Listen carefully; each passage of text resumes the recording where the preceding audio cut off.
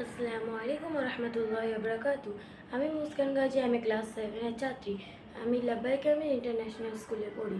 সম্মানিত প্রধান শিক্ষক মহাশয়, শিক্ষকবৃন্দ, অভিভাবক ও প্রিয় সহপাঠীরা, আজ আমরা একত্রিত হয়েছি এক গর্বের দিনে। আজ 15 আগস্ট, ভারতের স্বাধীনতা দিবস। 1947 সালে এই দিনে আমরা পরাধীনতার শৃঙ্খল ছিঁড়ে পেয়েছিলাম স্বাধীনতা। এই স্বাধীনতা এসেছে সহজে নয়, এর পিছনে আছে সহস্র প্রাণের ত্যাগ, অশ্রু ও রক্তের ইতিহাস।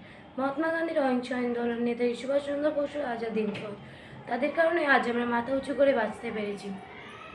এই স্বাধীনতা পাওয়া যতটা কঠিন, তা রক্ষা করা আরও কঠিন। আজ আমাদের দায়িত্ব সেই স্বাধীনতাকে রক্ষা করা এবং দেশকে উন্নতির পথে এগিয়ে নিয়ে যাওয়া। দেশকে ভালোবাসতে হবে শুধু কথাই নয়, কাজেও চিন্তায়। আমরা যদি সত্যি প্রেমী হোক, তবে দুর্নীতি, বৈষম্য, হিংসা এসব দূর করতে হবে। ধর্মবর্ণ ভাষায় নয়, আমাদের পরিচয় হোক আমরা ভারতবাসী।